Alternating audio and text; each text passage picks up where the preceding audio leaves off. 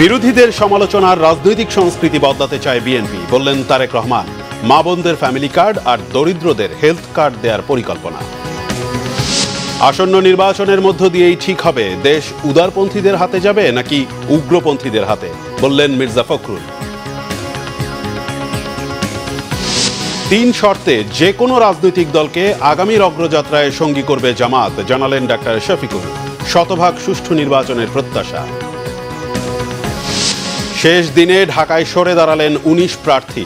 প্রতীক বরাদ্দ কাল, প্রচারণা পরশু থেকে। পোস্টাল ব্যালট নিয়ে অভিযোগ ভুল বোঝাবুঝির কারণে, বলেছেন সিইসি। গ্রহণযোগ্য সমাধানের জন্য আইসিসির সাথে আলোচনা চালিয়ে যাচ্ছে বিসিবি। অযৌক্তিক কোনো সিদ্ধান্ত মেনে ভারতে খেলতে যাবে না বাংলাদেশ, জানালেন ক্রীড়া উপদেষ্টা। দেখছিলেন ক্রাউন সিমেন্ট সংবাদ শিরোনাম। বিএনপি চেয়ারম্যান তারেক রহমান বলেছেন, বিরোধী পক্ষকে সমালোচনা করার রাজনৈতিক সংস্কৃতি বদলাতে চায় বিএনপি। রাজধানীতে গুলশান বনানী নিকেতন ও বাড়িধারা সোসাইটির আয়োজনে খালেদা জিয়ার বর্ণাঢ্য রাজনৈতিক জীবন, দীর্ঘ সংগ্রাম ও রাষ্ট্রীয় অবদান স্মরণ শীর্ষক আলোচনা সভা ও দোয়া মাহফিলে তিনি কথা বলেন। এ সময় বিএনপির চেয়ারম্যান জানান, নির্বাচিত হলে 20,000 কিলোমিটার খাল খনন কর্মসূচি গ্রহণ করবে তার দল। সমগ্র বাংলাদেশকে নিয়ে প্ল্যান আছে বিএনপির, যার অংশ হিসেবে আগামী 5 বছরে 25 কোটি গাছ রোপণ করা হবে। বিএনপি ক্ষমতায় গেলে যানজট নিরসনে কাজ করবেন জানিয়ে তারেক রহমান বলেন, পাবলিক ট্রান্সপোর্ট বাড়ানোর মাধ্যমে যানজট নিরসন সম্ভব। মেট্রো রেলের চাইতে কম খরচ মনোরেলের মাধ্যমে ট্রাফিক জ্যাম কমানো সম্ভব বলেও মন্তব্য করেন বিএনপি চেয়ারম্যান।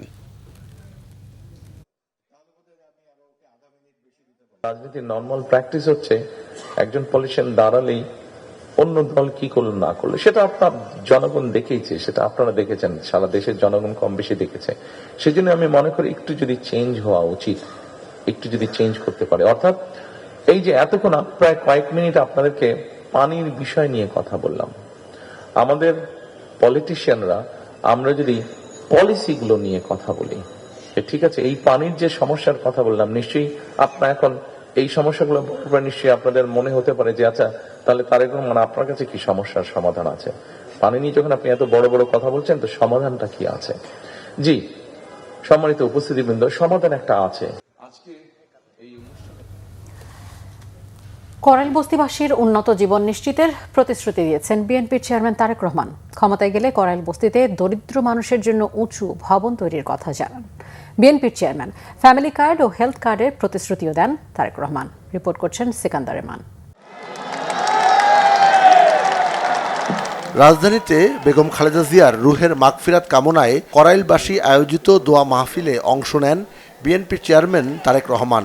সাথে ছিলেন তার সহধর্মিণী ডাক্তার জোবাইদা রহমান। করাইলবাসীর প্রতি কৃতজ্ঞতা জানিয়ে তারেক রহমান বলেন, বিএনপির রাজনীতি সাধারণ মানুষের জন্য, জনগণের জীবন মান উন্নয়ন করাই বিএনপির লক্ষ্য ও উদ্দেশ্য। দেশের দায়িত্বে ছিলেন, মানুষের কল্যাণে আগামী দিনে যেসব কাজ করতে চান সে বিষয়ে কথা বলেন বিএনপি চেয়ারম্যান।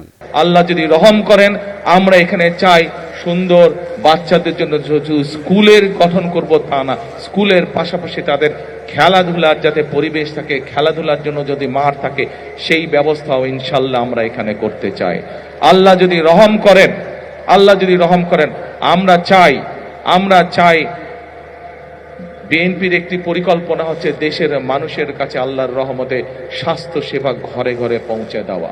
আমরা চাই করাইলবাসী, আমরা যেই কাজগুলো একটু আগে আপনাদের সামনে তুলে ধরলাম, এই কাজগুলো আল্লাহর রহমতে যদি আমরা করতে পারি, ইনশাল্লাহ একই সাথে আপনাদের চিকিৎসা ক্ষেত্রে যাতে সমস্যা না হয়, আপনাদেরকে যাতে দূরে যেতে হাসপাতালে না হয়, আপনাদের এলাকার মধ্যে ক্লিনিক থাকবে, হাসপাতাল থাকবে, সবকিছু থাকবে। এইভাবে আমরা আপনাদের এই এলাকাটাকে গড়ে তুলতে চাই, এইভাবে সাজিয়ে তুলতে চাই। বিএনপি চেয়ারম্যান আরও বলেন, দালানে বাস করা মানুষের সন্তানের মতো করাইল বস্তিতে যারা বাস করেন তাদের সন্তানেরাও একই রকম সুযোগ সুবিধা নিয়ে বড় হোক, এটি বাস্তবায়ন করতে চায় বিএনপি। আমরা সিদ্ধান্ত নিয়েছি, আলহামদুলিল্লাহ, আল্লাহর রহমতে আল্লাহ আমাদেরকে সেই সুযোগ দিলে আমরা এখানে যে মানুষ যে আপনারা কষ্ট করছেন, থাকার কষ্ট করছেন, সেই কষ্টটি আমরা ধীরে ধীরে সমস্যার সমাধান করতে চাই। এখানে উঁচু উঁচু বড় বড় আমরা বিল্ডিং করে দিতে চাই আল্লাহর রহমতে, এবং এইখানে যে মানুষগুলো থাকেন তাদের নাম রেজিস্ট্রি করে আমরা প্রত্যেকটি ছোট ছোট ফ্ল্যাট করব এবং সেই ফ্ল্যাটগুলো তাদের নামে আমরা দিতে চাই। প্রিয় ভাই বোনেরা, যেই এখানকার যেই মানুষ যারা এখানকার আদিবাসী, যারা এখানে বহু বছর যাবত আছেন, তাদের কাছে আমরা এগুলো হস্তান্তর করতে চাই, যাতে করে এই ঢাকা শহরের মতন জায়গায় এই এলাকার মানুষের একটি মাথা গোঁজার ঠাঁই হয়। পরে সাবেক প্রধানমন্ত্রী ও বিএনপির সাবেক চেয়ারপারসন বেগম খালেদা জিয়ার রুহের মাগফিরাত কামনায় দোয়া ও মোনাজাত করা হয়। সিকান্দার রেমান, বাংলা ভিশন, ঢাকা। এদিকে বিএনপি চেয়ারম্যান তারেক রহমানের সাথে সৌজন্য সাক্ষাৎ করেছেন রাশিয়া ও নর্ডিক অঞ্চলের কয়েকটি দেশের রাষ্ট্রদূতরা। সকালে গুলশানে চেয়ারম্যানের কার্যালয়ে তারেক রহমানের সঙ্গে সৌজন্য সাক্ষাৎ করেন ঢাকায় নিযুক্ত রাশিয়ার রাষ্ট্রদূত আলেকজান্ডার ডিগোভচিয়েভ-কোজিন। এর আগে বিএনপি চেয়ারম্যানের সঙ্গে সৌজন্য সাক্ষাৎ করেন নর্ডিক অঞ্চলভুক্ত সুইডেন, ডেনমার্ক ও নরওয়ের রাষ্ট্রদূতরা। এ সময় দুদেশের পারস্পরিক স্বার্থ সংশ্লিষ্ট বিষয় ছাড়াও আগামী দিনের সম্পর্ক আরও জোরদার করা এবং ত্রয়োদশ জাতীয় সংসদ নির্বাচন সহ বিভিন্ন বিষয়ে আলোচনা হয়। বৈঠকে বিএনপির যুগ্ম মহাসচিব ও বিএনপির ফরেন অ্যাফেয়ার্স কমিটির সদস্য হুমায়ুন কবির, বিএনপি চেয়ারম্যানের প্রেস সচিব সালেহ শিবলি ও বিএনপি চেয়ারম্যানের উপদেষ্টা মাহদি আমিন উপস্থিত ছিলেন।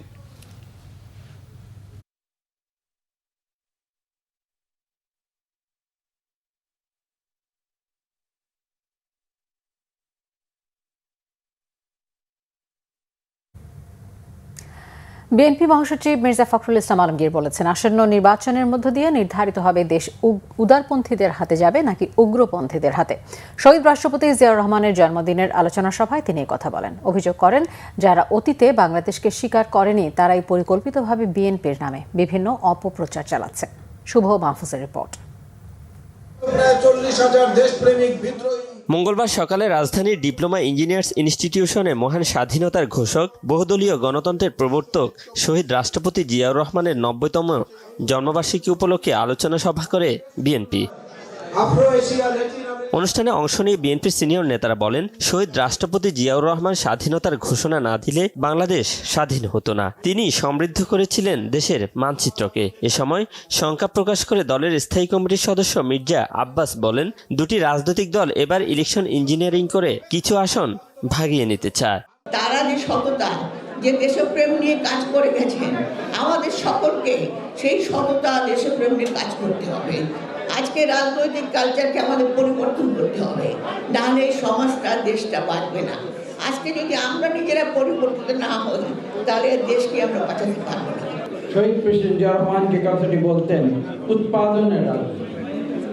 আমরা আজকে অনেকে উন্নয়নের কথা বলি, কিন্তু শহীদ প্রেসিডেন্ট জিয়াউর রহমানের বক্তব্য ছিল উৎপাদনের রাজনীতি। অর্থাৎ আমরা নিজেরা উৎপাদন করব দেশের ভেতরে, এবং সেই উৎপাদনের ফলশ্রুতিতে একদিকে উন্নয়ন যেমন হবে, ঠিক পাশাপাশি সেই উৎপাদন প্রক্রিয়ার মাধ্যমে বাংলাদেশের প্রতিটি মানুষের কর্মসংস্থান হবে।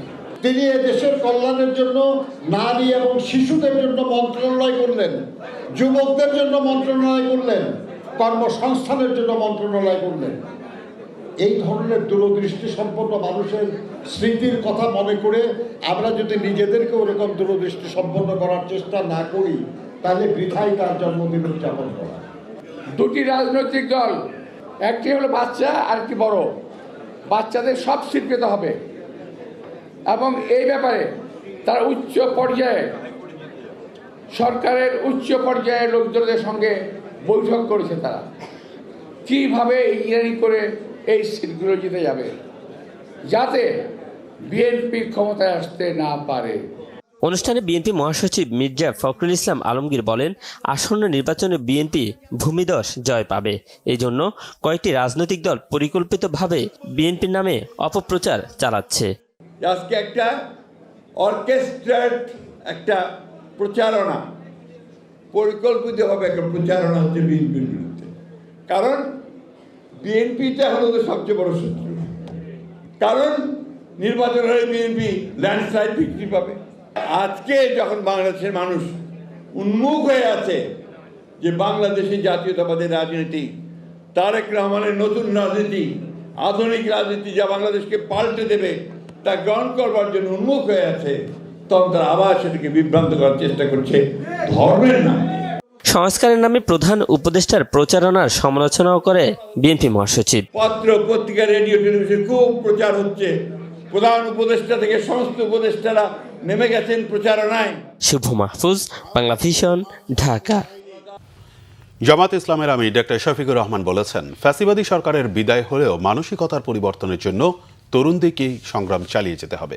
তিনি বলেন, ভবিষ্যৎ বাংলাদেশ হবে বৈষম্যহীন, স্বচ্ছ ও মানবিক রাষ্ট্র, যেখানে বিভাজন নয় বরং আশা, নিরাময় এবং ঐক্যই হবে রাজনীতির মূল ভিত্তি। মিরাজ হোসেন গাজী রিপোর্ট। রাজধানীর একটি 5 তারকা হোটেলে জামায়াত ইসলামী আয়োজিত পলিসি সামিট। কূটনৈতিক প্রতিনিধি, রাজনৈতিক নেতা, শিক্ষাবিদ ও সমাজের বিভিন্ন খাতের বিশেষজ্ঞরা এই সামিটে অংশ নেন। এই পলিসি সামিটে নিজেদের প্রত্যাশার কথা জানান তরুণ প্রজন্মের প্রতিনিধিরা। বাংলাদেশ নিয়ে জামায়াত ইসলামীর পরিকল্পনা কি তা তুলে ধরেন নেতারা। পলিসি সামিটে পর্যবেক্ষণ ও মতামত তুলে ধরেন সমাজের বিশিষ্ট নাগরিকরাও। উদ্বোধনী পর্বে জামায়াত ইসলামীর আমির ডাক্তার শফিকুর রহমান বলেন, গত 17 বছরে দেশের জনগণের স্বার্থ সংশ্লিষ্ট সকল প্রতিষ্ঠান ধ্বংস করে ফ্যাসিবাদ কায়েম করা হয়েছিল। তিনি বলেন, দুর্নীতি বিরোধী বিচার বিভাগের স্বাধীনতা রক্ষা এবং সংস্কারের পক্ষে অবস্থানের শর্তে যে কোনো রাজনৈতিক দলকে আগামীর অগ্রযাত্রায় সঙ্গী করবে Jamaat. We want Bangladesh to aspire to be a modern market economy that also believes in social justice and where no citizen is left behind. We want a country that aspires to supporting national sovereignty first and also is a responsible and active regional and global partner. We want to rebuild a new Bangladesh that stands on the pillars of pluralist democratic values on which our country was founded. My party believes that only through democracy and free, fair and transparent elections can we move forward as a prosperous country. সমাপনী পর্বে doctor Shafiqur Rahman জানান, প্রত্যাশার বাংলাদেশ গড়তে জামায়াত ইসলামীর পরিকল্পনা নিয়ে দিনভর আলোচনা হয়েছে। উঠে এসেছে নানা পরামর্শ। বিশ্বের অন্যান্য দেশ এগিয়ে গেলেও বাংলাদেশ এখনও পিছিয়ে বলে মন্তব্য করেন জামায়াতের আমির। তিনি বলেন, তরুণদের সাথেই এই দেশকে এগিয়ে নেয়ার আশা করেন জামায়াতের আমির। পাল তুলে এবং হাওয়া ঘুরিয়ে দেয়, এই দেশের যুবকরা প্রমাণ করেছে তারা পালও তুলেছে, হাওয়াও ঘুরিয়ে দিয়েছে। আমরা যুবকদেরকে আহ্বান জানাবো, কাজ তোমাদের শেষ হয়নি, জাস্ট বিগিনিং। তোমরা একটা স্বৈরাচার এই দেশ থেকে তাড়িয়েছ, কিন্তু স্বৈর মানসিকতা এই দেশ থেকে এখনো যায়নি। এটাকে নির্মূল না করা পর্যন্ত লড়াই অব্যাহত থাকবে ইনশাআল্লাহ। আর আমরাও তোমাদের সাথে থাকবো, পাশে থাকবো, পিছে নয়, একেবারে সাথে এবং পাশে। একটি উন্নত বাংলাদেশের জন্য দেশের সকল অংশের মানুষকে ঐক্যবদ্ধ এবং সহযোগী হওয়ার আহ্বান জানান জামায়াত ইসলামীর আমির ডাক্তার শফিকুর রহমান। যদি বিচারের জায়গায় না থাকে। মিরাজ হোসেন গাজী, বাংলা ভিশন, ঢাকা। জাতীয় সংসদ নির্বাচনে প্রার্থিতা প্রত্যাহারের শেষ দিনে ঢাকা বিভাগীয় কমিশনারের কার্যালয়ে 13টি আসনে প্রার্থিতা প্রত্যাহার করেছেন মোট 19 জন।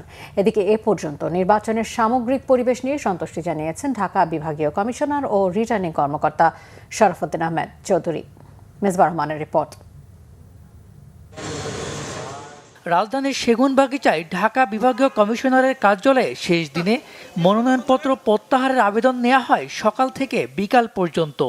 মনোনয়নপত্র প্রত্যাহার করেন ঢাকা 13টি আসনের মোট 19 প্রার্থী।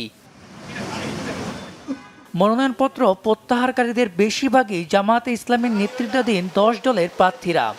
10 দলীয় জোট এবং এনসিপিকে সমর্থন করে আমি আমার বৈধ মনোনয়নপত্র আজকে রিটার্নিং অফিসারের কার্যালয়ে এসে প্রত্যাহার করলাম। জনাব তারেক রহমান সাহেবের আহ্বানে আমরা আমাদের স্বতন্ত্র প্রার্থী প্রত্যাহার করলাম। জোটের থেকে সিদ্ধান্ত হয়েছে যিনি প্রার্থী জামাতের, তার বিষয়ে তার জন্য প্রত্যাহার করা। দলীয় সিদ্ধান্তে খেলাফত মজলিসের কেন্দ্রীয় নেতৃবৃন্দের নির্দেশক্রমে আমি আমার প্রার্থিতা প্রত্যাহার করেছি। এদিকে দুপুরে সেগুনবাগিচায় বিভাগীয় কমিশনারের কার্যালয়ে ঢাকা বিভাগীয় কমিশনার ও রিটার্নিং কর্মকর্তা শরাফুদ্দিন আহমেদ চৌধুরী বলেন, প্রতীক বরাদ্দের সকল প্রস্তুতি সম্পন্ন হয়েছে। আমাদের এখানে পরিবেশ খুবই শান্তিপূর্ণ। আমরা এখন পর্যন্ত যে পরিবেশ আছে এই মুহূর্ত পর্যন্ত আমরা সন্তুষ্ট এবং প্রার্থীদের দিক থেকেও তারা এমন কোনো বড় কোনো অভিযোগ আমাদের কাছে এখন পর্যন্ত করে না। আগামীকালকে প্রতীক বরাদ্দের দিন ধার্য আছে, আমরা সেটার জন্য সমস্ত প্রস্তুতি নিয়ে রেখেছি। আমরা আশা করি আগামীকালকে আমরা প্রত্যেকই যার যার প্রতীক বরাদ্দ দিয়ে দিতে পারবো।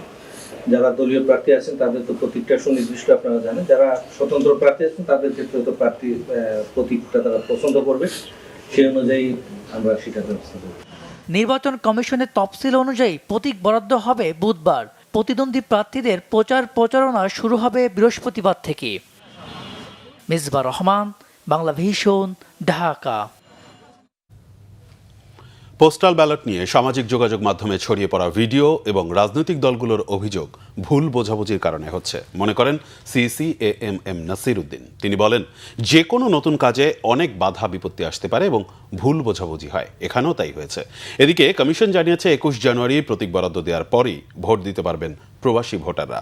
25 জানুয়ারির মধ্যে ভোট দিয়ে রিটার্নিং কর্মকর্তার কাছে পাঠাতে হবে ব্যালট। রিপোর্ট আসমা আক্তার নূপুরের। মঙ্গলবার বিকেলে আগারগাঁও নির্বাচন কমিশনের মিলনায়তনে বিভিন্ন রাজনৈতিক নেতাদের সামনে উপস্থাপন করা হয় পোস্টাল ব্যালটের অগ্রগতি। এ সময় জানানো হয়, এক ব্যক্তি 2 বার ভোট দেওয়ার সুযোগ থাকবে না। পোস্টাল ব্যালটের জন্য নিবন্ধন করার পর কেউ দেশে ফিরলেও তিনি সরাসরি ভোট দিতে পারবেন না। আমরা বারবার অ্যাওয়ারনেস ক্যাম্পেইনে বলেছি, আপনি যদি দেশে 12 ফেব্রুয়ারিতে থাকেন তাহলে এনরোলমেন্ট করবেন না। তো এটা একটা ম্যান্ডেটরি রিকোয়ারমেন্ট ছিল, যিনি এনরোল করেছেন উনি দেশে এসে ভোট দেওয়ার সুযোগ নাই। হাউএভার যারা নট অ্যাপ্রুভড, পরে কমিশনের সিদ্ধান্ত নিয়ে not approve case ultimately voting সিস্টেমে ফিজিক্যালি আসার সুযোগ সৃষ্টির ব্যাপারে নির্দেশনা সামনে দিয়ে দেওয়া হবে। তবে এ নিয়ে শঙ্কার কথা তুলে ধরেন রাজনৈতিক দলের প্রতিনিধিরা। বলেছেন যে কিউআর কোড না দিলে, যেমন ধরেন আমার যে ভোট, আমার যে ব্যালটটা, সেটা আমার বন্ধু নিয়ে চলে গেল, কিন্তু সে ভোটটা দিতে পারবে না। কারণ কি? কিউআর কোড তো তার কাছে নাই, বা আমি না গেলে সে দিতে পারবে না। এই পর্যন্ত আমি নিলাম, কিন্তু ওই ভোটটা তো আমি দিতে পারলাম না। আমার সেই ভোটটা তো আমি আমার দলের পক্ষে পেতে পারতাম, সেটা তো পচে গেল। আমার যে লোকাল ভোটার, তাদের সাথে কমিউনিকেশন করার জন্য 20 দিন সময় পাচ্ছি, কিন্তু আমার যে 3800 ভোটার যারা প্রবাসী ঢাকা 4, এই ডেটাটাও আমি কিন্তু সামহাও নিজে কালেক্ট করেছি, এটা আপনাদের দিক থেকে কোনোভাবে আসে না। তো এই 3800 ভোটারদের কাছে আমি কিভাবে পৌঁছাবো? এখনো যদি সুযোগ থাকে তাহলে ব্যালটে উল্লেখিত যে সিম্বলগুলো রয়েছে, এই সিকোয়েন্সটি আমি একটু পুনর্বিবেচনার আবারও আহ্বান জানাচ্ছি। 122টি দেশ থেকে প্রবাসীরা ভোট দেবেন। পোস্টাল ভোটের নানা কারিগরি দিক তুলে ধরে সংশ্লিষ্টরা জানান, কোনো অবস্থাতেই একজনের ভোট আরেকজন দিতে পারবে না, আর ভোটের গোপনীয়তা ভঙ্গ করলে নেওয়া হবে কঠোর ব্যবস্থা। সমস্ত দূতাবাসকে বলেছি, স্ব দেশের ডাক বিভাগের সাথে যোগাযোগ করে তারা যেন যার ভোট, যার ব্যালট তার কাছে ব্যতীত অন্য কারোর কাছে না যায়। যদি যার ব্যালট তার কাছে যায়, তখন কিন্তু কিউআর কোড স্ক্যান হচ্ছে না, বিধায় কেউ ভোটটা খামটা সংগ্রহ করে রেখে দিল, ভোটটা কাস্ট হলো না, এই বিষয়গুলো কিন্তু থাকবে না। কৃত্রিম বুদ্ধিমত্তা বা এআইকে একটি চ্যালেঞ্জ বলে উল্লেখ করেন সিএসি। কোনো ধরনের ভিডিওতে বিভ্রান্ত না হওয়ার পরামর্শ তার। যে কোনো একটা নতুন উদ্যোগে কিছু হয়তো বা ভুল ত্রুটি হতে পারে, মিসআন্ডারস্ট্যান্ডিং হতে পারে। আমি ভুল হয়েছে বলবো না, অনেক সময় আন্ডারস্ট্যান্ডিংটা ক্লিয়ার হয়ে গেলে, কনফিউশনটা ক্লিয়ার হয়ে গেলে দেখবেন নিজে নিজে বুঝবেন যে না, এখানে আসলে অন্য কোনো মোটিভ কাজ করে না, এই জিনিসটা হয়েছে। এই যে সত্যিকার অর্থে কি ঘটনা ঘটেছে সেটা অনেক সময় না জেনে, না জানার কারণে অনেকের মধ্যে একটা অন্য ধরনের চিন্তা ভাবনা আসে। এদিকে ইসিতে কমিশনারের সঙ্গে বৈঠক করেন সুইডেনের রাষ্ট্রদূত। নির্বাচন সংশ্লিষ্ট বিভিন্ন বিষয়ে কথা বলেন তিনি। আসমা আক্তার নূপুর, বাংলা ভিশন, ঢাকা। লুট হওয়া অস্ত্র ভোটের আগে উদ্ধারের নির্দেশ দিয়েছেন প্রধান উপদেষ্টা ডক্টর মোহাম্মদ ইউনূস। নিকার বৈঠকে এই নির্দেশ দেন তিনি।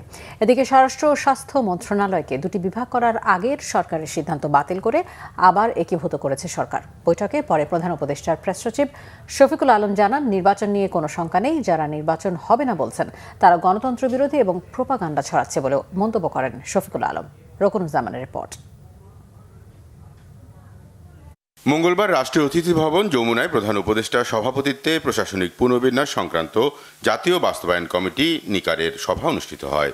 সভায় আগে সরকারের করার স্বরাষ্ট্র মন্ত্রণালয়ের দুটি বিভাগ, জননিরাপত্তা ও সুরক্ষা সেবা বিভাগকে একত্রিত করার সিদ্ধান্ত হয়। একইভাবে স্বাস্থ্য মন্ত্রণালয়ের দুটি বিভাগকেও একত্রিত করার সিদ্ধান্ত হয়েছে। মহিলা ও শিশু বিষয়ক মন্ত্রণালয়ের নাম পরিবর্তন করে নারী ও শিশু মন্ত্রণালয় করা হয়। এছাড়া গাজীপুর জেলায় পূর্বাচল উত্তর, নারায়ণগঞ্জ জেলায় পূর্বাচল দক্ষিণ, কক্সবাজারে মাতারবাড়ি এবং নরসিংদীর রায়পুরাকে ভেঙে নতুন 4টি থানা করার সিদ্ধান্ত হয় নিকারে। পরে রাজধানীর ফরেন সার্ভিস একাডেমিতে বৈঠকের সিদ্ধান্ত নিয়ে ব্রিফিং করেন প্রধান উপদেষ্টার প্রেস সচিব। জানান, প্রধান উপদেষ্টা নির্বাচনে নিরাপত্তার উপর জোর দিয়েছেন। চিফ অ্যাডভাইজার আজকের মিটিংয়ে আবার এই নির্বাচনের কথা বলেছেন এবং নির্বাচনের আগে উনি অস্ত্র উদ্ধারের উপর জোর দিয়েছেন। উনি বলেছেন যে লুট করা অস্ত্র যে করেই হোক ইলেকশনের আগে যত দ্রুত পারা যায় এগুলোকে উদ্ধার করতে হবে। বলেন, যারা এখনো নির্বাচন নিয়ে শঙ্কা প্রকাশ করছেন তারা প্রোপাগান্ডা চালাচ্ছে। নির্বাচন নিয়ে কোনো রকমের কোনো আনসার্টেনটি নেই ইনশাল্লাহ, এবং নির্বাচন খুব ভালো হবে, ফ্রি ফেয়ার পিসফুল ফেস্টিভ হবে।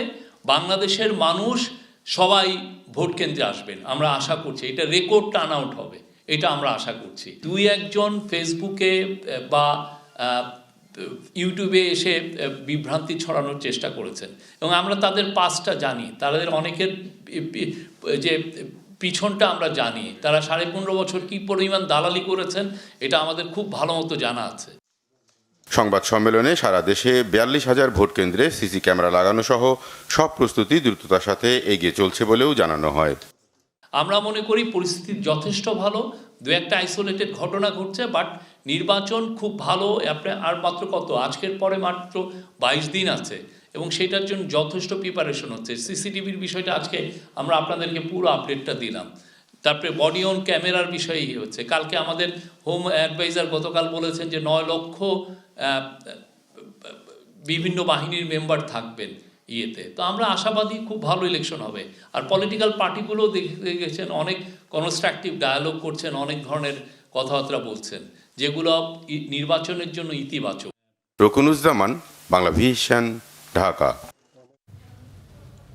প্রধান উপদেষ্টা ডক্টর মোহাম্মদ ইউনূস বলেছেন, জুলাই গণ অভ্যুত্থান স্মৃতি জাদুঘর ভবিষ্যতের দিশা হিসেবে কাজ করবে। ভবিষ্যতে জাতি দিশেহারা হলে এই জাদুঘরে এসে পথ খুঁজে পাবে। এদিকে সংস্কৃতি উপদেষ্টা মোস্তফা সরোয়ার ফারুকী জানিয়েছেন, জাতীয় নির্বাচনের আগেই জাদুঘরটি সর্বসাধারণের জন্য উন্মুক্ত করে দেওয়া হবে।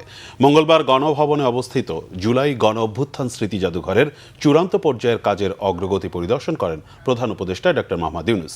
বিকেল 3টার দিকে জাদুঘরে পৌঁছে তিনি সেখানে সংরক্ষিত ঐতিহাসিক নানা উপকরণ, ছবি, স্মৃতিচিহ্ন ও প্রামাণ্যচিত্র ঘুরে দেখেন। এ সময় তিনি জুলাই অভ্যুত্থানের পটভূমি এবং শেখ হাসিনা সরকারের 16 বছর নিয়ে তৈরি প্রদর্শনীও দেখেন। প্রধান উপদেষ্টার সঙ্গে বিএনপি, জামাত ইসলামী ও এনসিপি নেতারা, বিভিন্ন মন্ত্রণালয়ের উপদেষ্টা, গুমের শিকার পরিবারের প্রতিনিধি এবং জুলাই অভ্যুত্থানের ছাত্র নেতারা উপস্থিত ছিলেন। জাদুঘরে সংরক্ষণ করা হয়েছে জুলাই অভ্যুত্থানের বিভিন্ন ছবি, স্মারক, গুরুত্বপূর্ণ দলিল, পত্রিকার কাটিং ও অডিও ভিডিও এবং তৎকালীন প্রধানমন্ত্রীর পালিয়ে যাওয়ার দৃশ্য। পরে প্রধান উপদেষ্টা বলেন, জুলাই শহীদদের রক্ত তাজা থাকতেই এই জাদুঘর নির্মাণ সম্ভব হয়েছে।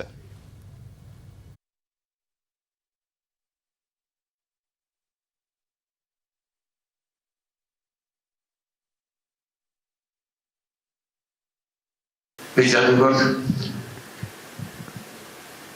এই দিশাহারা জাতির পথ খুঁজে দেবে।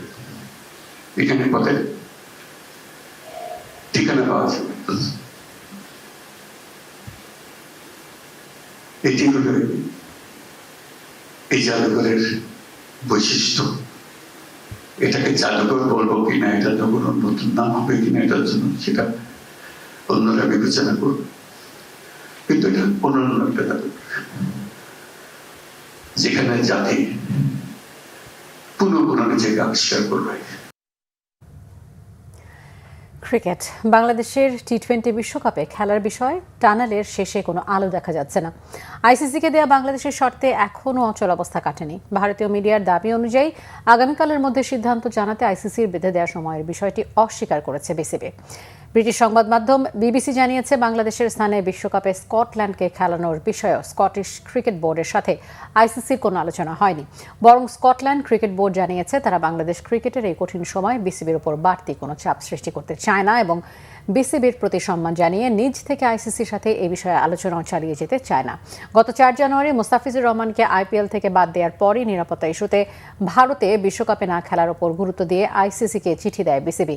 এরপর একাধিকবার বিসিবি ও আইসিসির মিটিং হলেও আলোচনা খুব বেশি অগ্রগতি হয়নি। বিসিবি এখনও ভারত থেকে নিজেদের ভেন্যু সরিয়ে শ্রীলঙ্কায় খেলার বিষয়ে অনড়। বাংলাদেশ প্রস্তাব দিয়েছিল শ্রীলঙ্কায় অনুষ্ঠেয় বি গ্রুপ থেকে একটি দলকে অন্য গ্রুপে পরিবর্তন করে সেখানে বাংলাদেশকে খেলানোর সুযোগ দিলে সমস্যার সমাধান হবে। কিন্তু এই পরিবর্তনে ভারতীয় ক্রিকেট বোর্ডের পরামর্শে আইসিসি এখনও অনিশ্চিত। আইসিসির সবশেষ প্রস্তাবে ভারতে ভেন্যু পরিবর্তন করে বাড়তি নিরাপত্তা দিয়ে বাংলাদেশকে খেলার প্রস্তাবে রাজি নয় বিসিবি। আইসিসি কোনো অযৌক্তিক সিদ্ধান্ত চাপিয়ে দিলে বাংলাদেশ তা মানবে না বলে সাফ জানিয়ে দিলেন ক্রীড়া উপদেষ্টা ডক্টর আসিফ নজরুল। অযৌক্তিক কোনো সিদ্ধান্ত মেনে বাংলাদেশ কখনো ভারতে খেলতে যাবে না বলেও মন্তব্য করেন তিনি। সচিবালয়ে সাংবাদিকদের এ তথ্য জানান তিনি।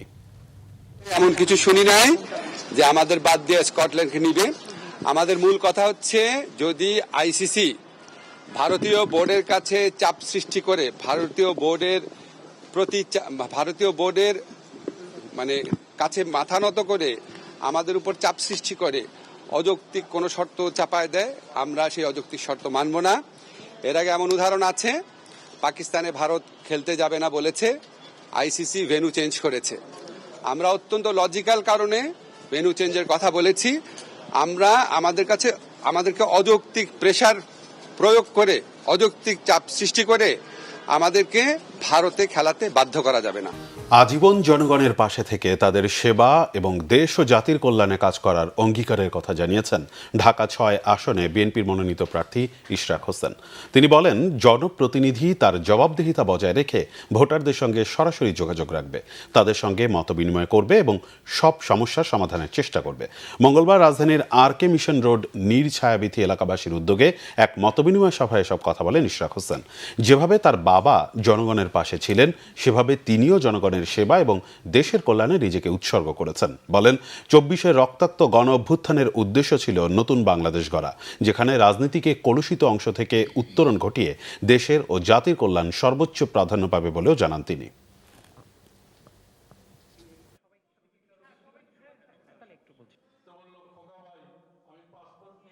যদি আমরা নির্বাচিত হয়ে আসি, পরের দিনই সব সমস্যার সমাধান করে ফেলবো, এটি সম্ভব নয়। বা রাতারাতি কোনো সবকিছু পরিবর্তন হয়ে আমাদের দেশ কোনো ভিন দেশে পরিণত হবে, এই ধরনের মিথ্যা বয়ান আমরা আপনাদেরকে দিচ্ছি না। আমরা এতটুকু বলতে চাই যে আপনাদের সমস্যাগুলো আমরা চিহ্নিত করেছি, তো এই নগরীর সমস্যাগুলোর মধ্যেই আমরা বসবাস করছি। অতএব আপনাদের কথাগুলো আমরা শুনতে চাই এবং সেই সমস্যাগুলো স্থানীয়ভাবে সমাধান হোক, অথবা যদি মহান আল্লাহ তাআলা আমাকে নির্বাচিত হওয়ার সুযোগ দেন, সমস্যার প্রকারভেদে সেটি যদি সংসদে উত্থাপন করার প্রয়োজন হয়, সেটিও আমি অবশ্যই করবো, এতটুকু আপনাদেরকে কথা দিতে পারি।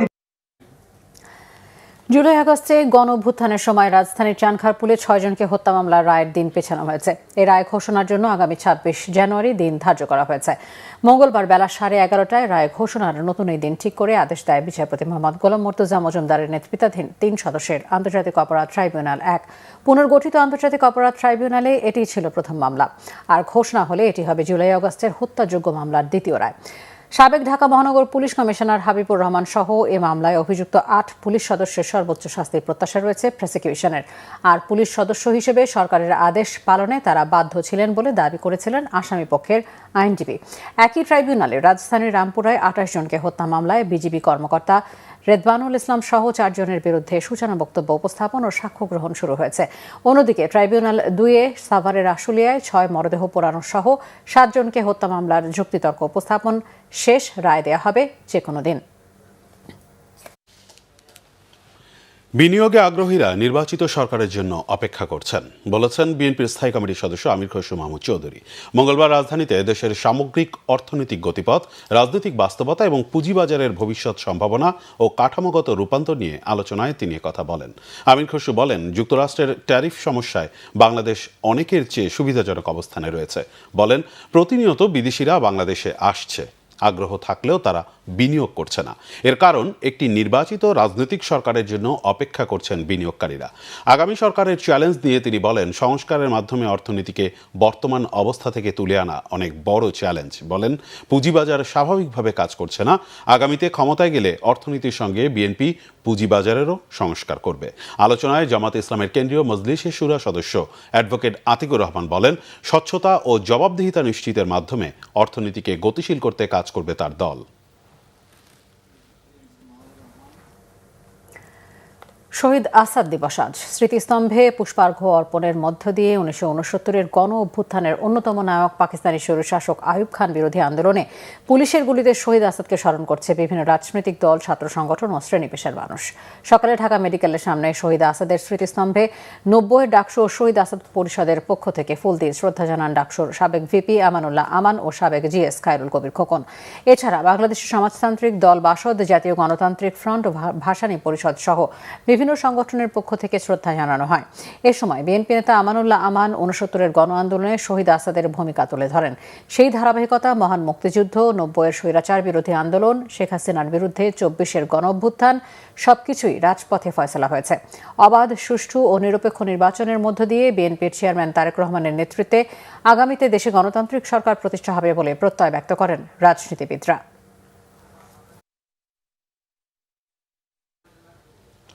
এদিকে যথাযোগ্য মর্যাদা ও বিনম্র শ্রদ্ধায় নরসিংদীর শিবপুরে পালন হচ্ছে শহীদ আসাদ দিবস। দিবসটি উপলক্ষে শিবপুরের ধানুয়ায় নিজ বাড়িতে শহীদ আসাদের কবরে পুষ্পস্তবক অর্পণ করেন বিভিন্ন রাজনৈতিক দলের নেতাকর্মী ও সাধারণ মানুষ। 69-এর গণ অভ্যুত্থানের নায়ক শহীদ আমানুল্লাহ মোহাম্মদ আসাদুজ্জামান আসাদের 57তম শাহাদাত বার্ষিকী উপলক্ষে সকালে শিবপুর শহীদ আসাদ কলেজ মাঠে আলোচনা সভা, দোয়া মাহফিল ও স্মৃতিচারণমূলক অনুষ্ঠানের আয়োজন করা হয়। কলেজটির অধ্যক্ষ নাসির উদ্দিনের সভাপতিত্বে অনুষ্ঠানে প্রধান অতিথি ছিলেন বিএনপির যুগ্ম মহাসচিব খায়রুল কবির খোকন। আরও উপস্থিত ছিলেন শহীদ আসাদের রাজনৈতিক সতীর্থ তোফাজ্জল হোসেন মাস্টার, অধ্যাপক আব্দুল মান্নান খান এবং আসাদের সহোদর প্রফেসর মনিরুজ্জামান ও আজিজুল্লাহ মোহাম্মদ নুরুজ্জামান। 1969 সালের এই দিনে তৎকালীন স্বৈরশাসক আইয়ুব খানের বিরুদ্ধে গণ আন্দোলনের সময় ছাত্রনেতা আমানুল্লাহ মোহাম্মদ আসাদুজ্জামান আসাদ পুলিশের গুলিতে নিহত হন।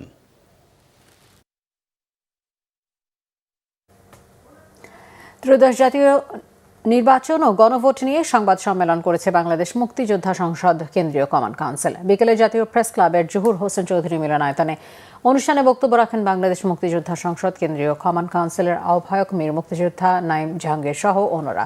বক্তারা বলেন, জুলাই সনদ বাস্তবায়ন ও সমুন্নত রাখার জন্য আসন্ন গণভোটে হ্যাঁ ভোট দেয়া অত্যন্ত জরুরি। জুলাই সনদের মূল আকাঙ্ক্ষা হল দেশের সার্বভৌমত্ব রক্ষা, জনগণের কল্যাণ এবং একটি সমৃদ্ধ ও স্থিতিশীল রাষ্ট্র ব্যবস্থা গড়ে তোলা। জুলাই সনদ বাস্তবায়নের মাধ্যমে মুক্তিযুদ্ধের লক্ষ্য অর্জন করা সহায়ক হবে বলেও জানান বক্তারা।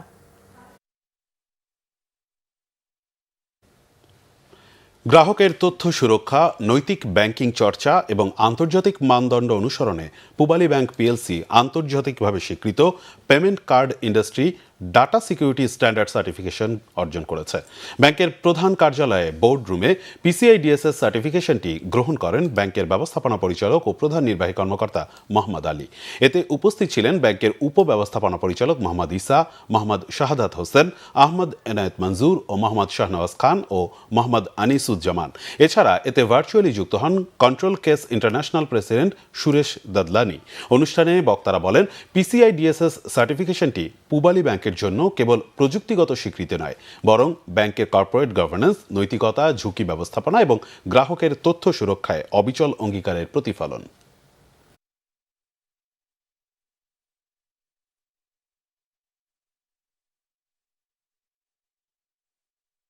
সংবাদ শেষ করব আমরা, তার আগে শিরোনামগুলো জানিয়ে দেব আরো একবার।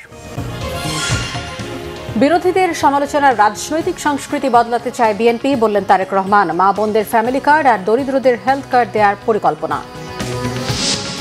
আসন্ন নির্বাচনের মধ্য দিয়ে ঠিক হবে দেশ উদারপন্থীদের হাতে যাবে নাকি উগ্রপন্থীদের হাতে, বললেন মির্জা ফখরুল। 3 শর্তে যে কোনো রাজনৈতিক দলকে আগামীর অগ্রযাত্রায় সঙ্গী করবে জামায়াত, জানালেন ডক্টর শফিকুর রহমান। শতভাগ সুষ্ঠু নির্বাচনের প্রত্যাশা। শেষ দিনে ঢাকায় সরে দাঁড়ালেন 19 প্রার্থী। প্রতীক বরাদ্দকাল প্রচারণা পরশু থেকে। পোস্টাল ব্যালট নিয়ে অভিযোগ ভুল বোঝাবুঝির কারণে, বলেছেন সিইসি। গ্রহণযোগ্য সমাধানের জন্য আইসিসির সাথে আলোচনা চালিয়ে যাচ্ছে বিসিবি। অযৌক্তিক কোনো সিদ্ধান্ত মেনে নিয়ে ভারতে খেলতে যাবে না বাংলাদেশ, জানালেন ক্রীড়া উপদেষ্টা। এই ছিল এখনকার মতো। পরের সংবাদ রাত 1টায় দেখার আমন্ত্রণ রইল। এছাড়া বাংলাদেশের সংবাদ ও সংবাদ সংশ্লিষ্ট অনুষ্ঠান দেখতে ভিজিট করুন www.bvnews24.com ও facebook.com/banglavisionnews এবং সাবস্ক্রাইব করুন youtube.com/banglavisionnews। ধন্যবাদ। শুভরাত্রি।